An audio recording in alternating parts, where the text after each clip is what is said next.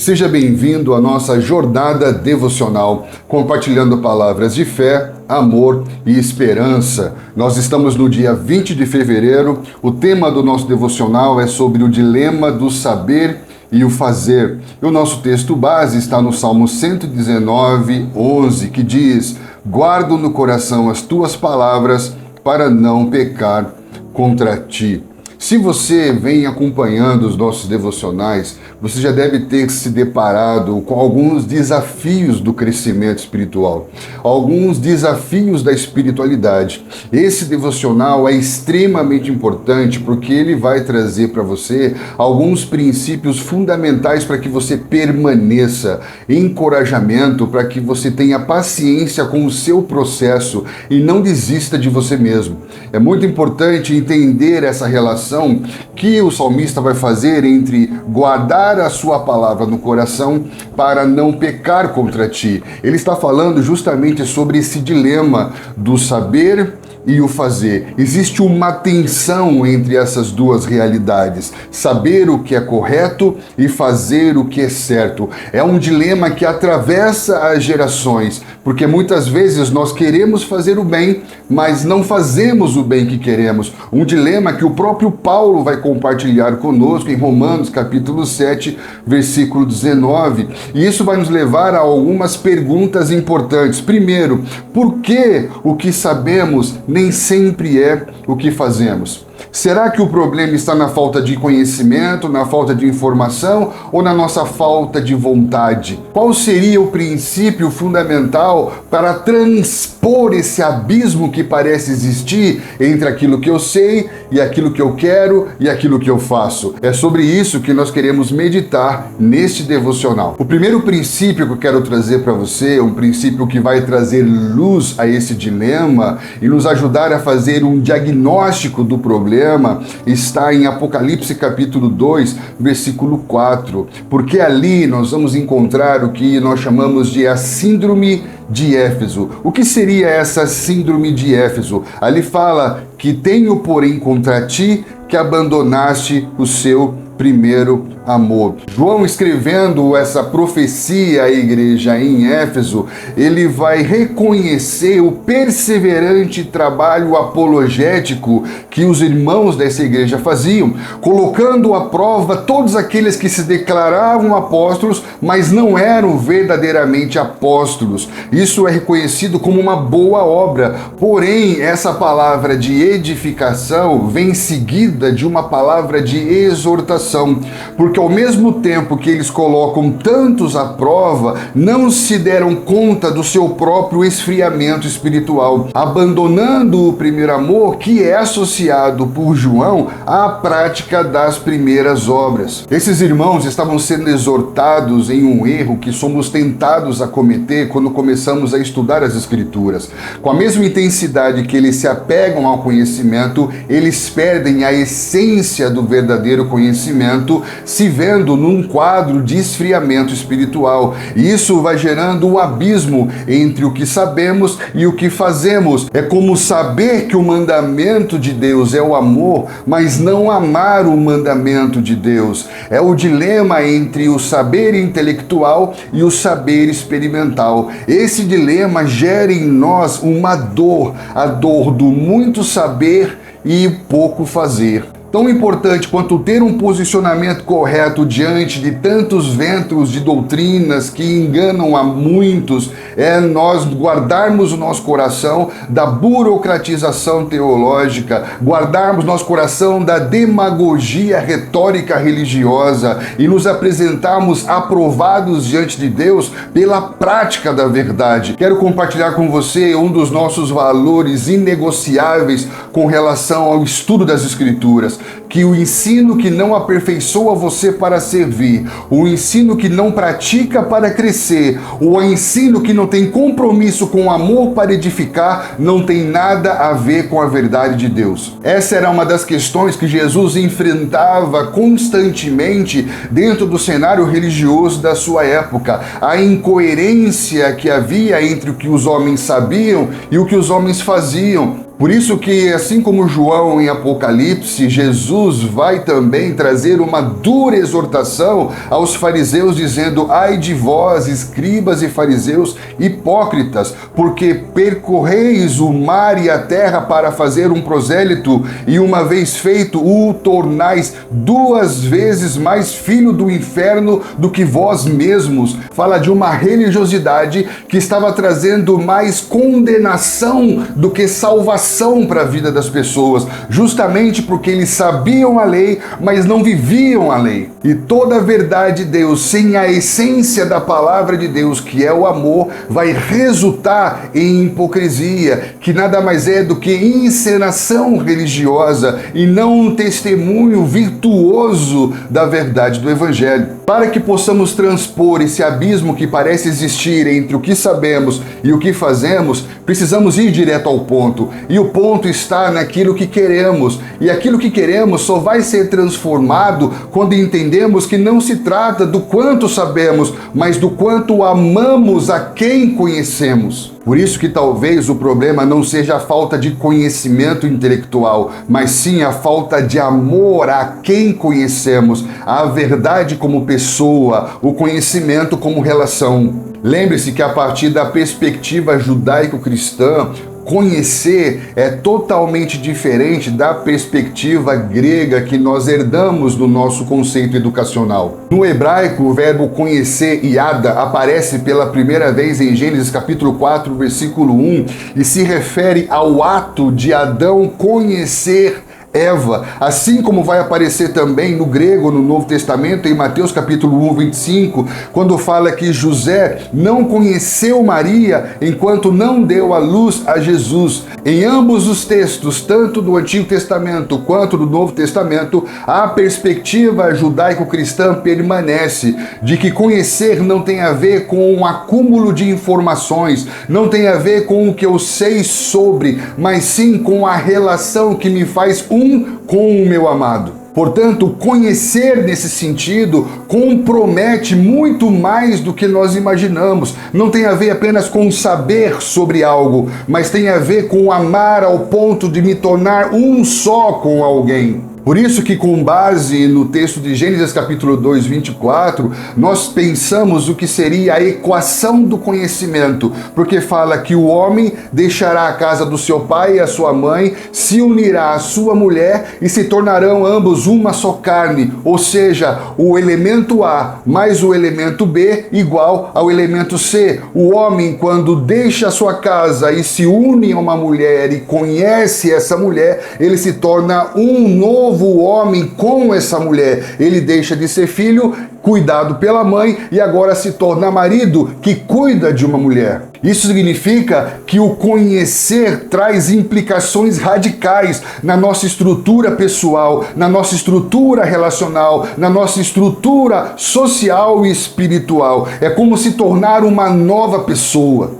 Por isso que não tem como conhecermos a Deus e sermos os mesmos, porque a partir do momento que eu conheço, me torno um com, e quando me torno um com, me torno uma nova pessoa, vivendo uma nova vida. Sendo assim, conhecer a Deus compromete, e à medida que conhecemos, assumimos responsabilidade por essa verdade que é conhecida. Para o teólogo inglês N.T. Wright, o amor é a forma mais profunda de conhecimento, pois quando nos engajamos completamente na realidade do outro e não na nossa, estamos afirmando e celebrando esta outra realidade. É nesse ponto que muitas epistemologias modernistas esbarram. Olha que lindo isso. O N.T. Wright está dizendo que o amor é a forma mais profunda de conhecimento, porque nada mais é do que celebrar a realidade do outro, mergulhar profundamente em toda a realidade de Deus. Paulo confirma isso escrevendo aos irmãos em Corinto,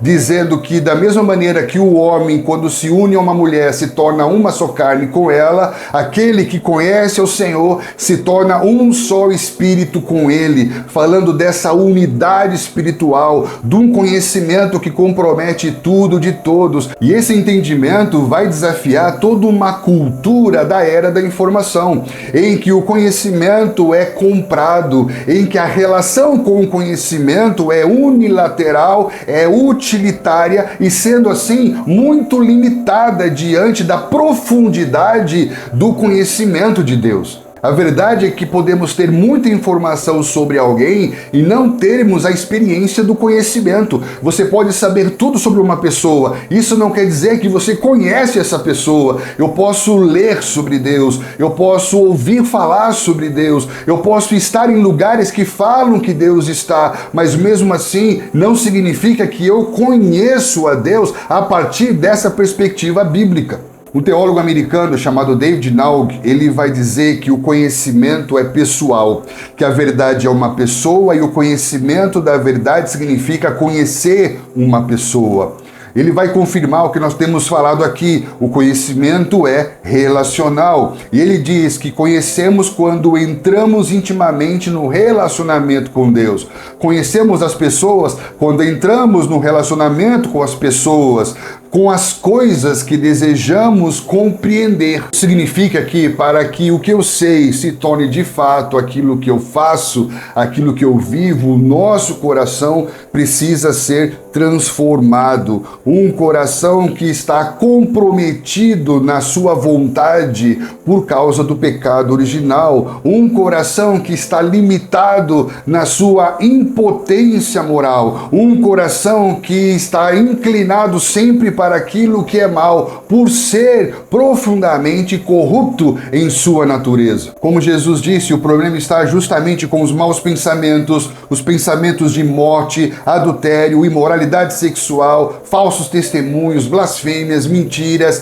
que procedem do coração do homem. Por isso que o texto base do nosso devocional, o Salmo 119:11, fala sobre guardar no coração as tuas palavras para não pecar contra ti, guardar o coração de toda inclinação natural para o pecado, guardar o coração de todo impulso da carne não glorificada, guardar o coração com as palavras de Deus. Eu preciso encher o meu coração com as palavras de Deus, para que então eu deseje o que eu sei e a partir do querer o que eu sei, eu faça o que eu sei. No último devocional nós falamos sobre a dureza do coração, o coração endurecido que muitas vezes sabe o que deve fazer, mas não faz aquilo que sabe por causa da sua obstinação. Por isso, para que possamos transformar o que sabemos no que fazemos, o nosso coração tem que se abrir para internalizar essa palavra. E esse internalizar da palavra se dá por meio do princípio da meditação. Assim como uma boa semente tem que penetrar a terra para poder dar frutos,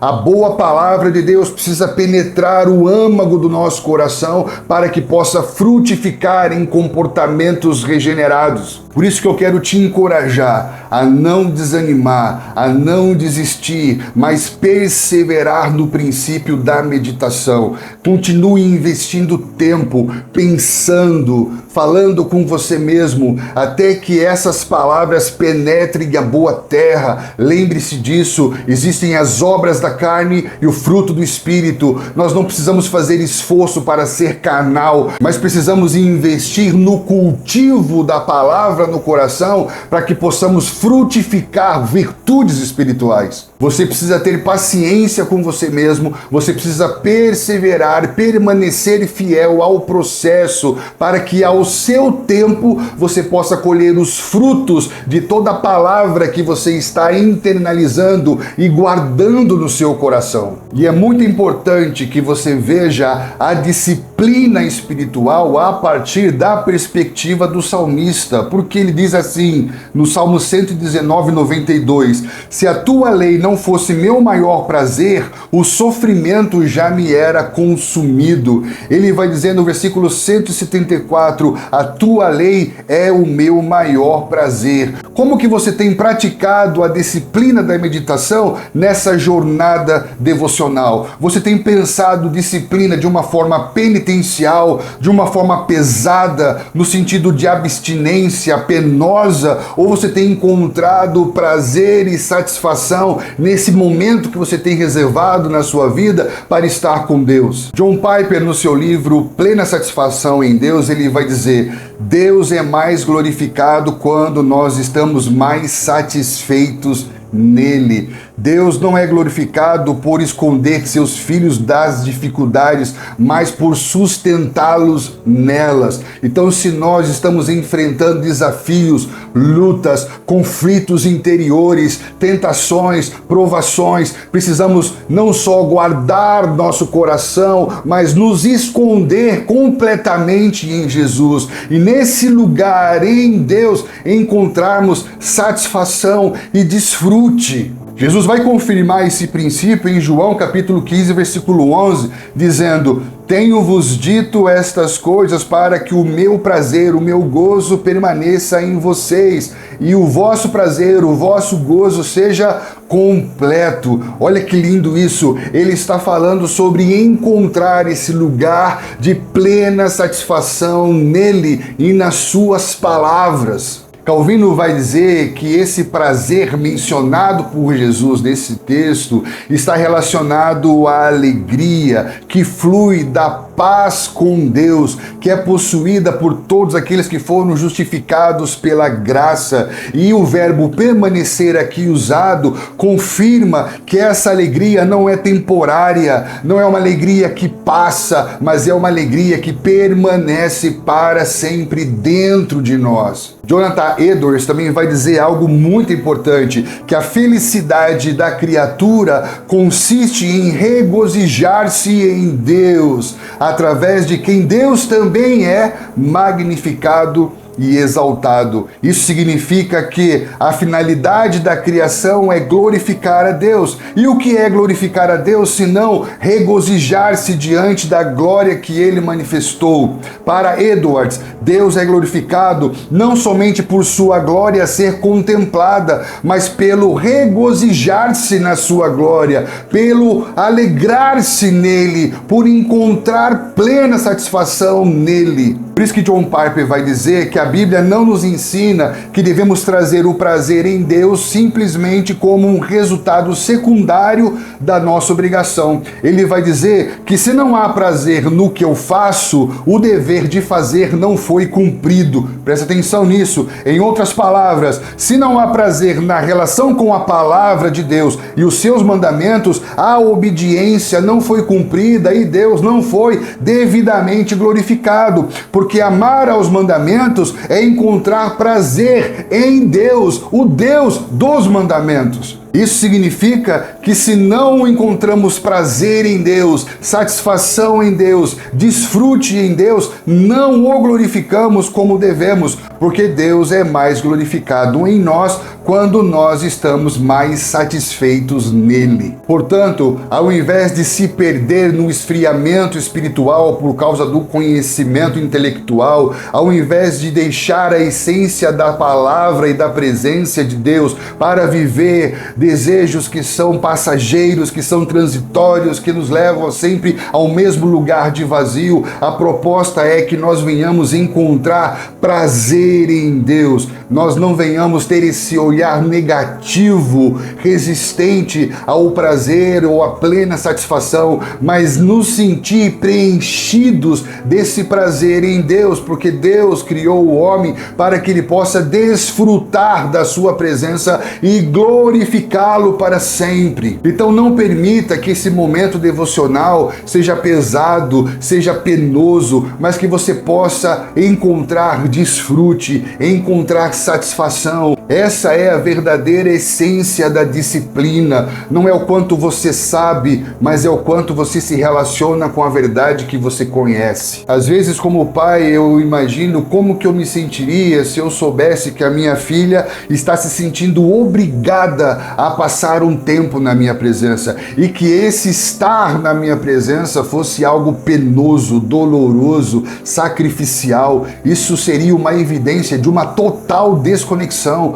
uma total falta de relacionamento profundo e de conhecimento.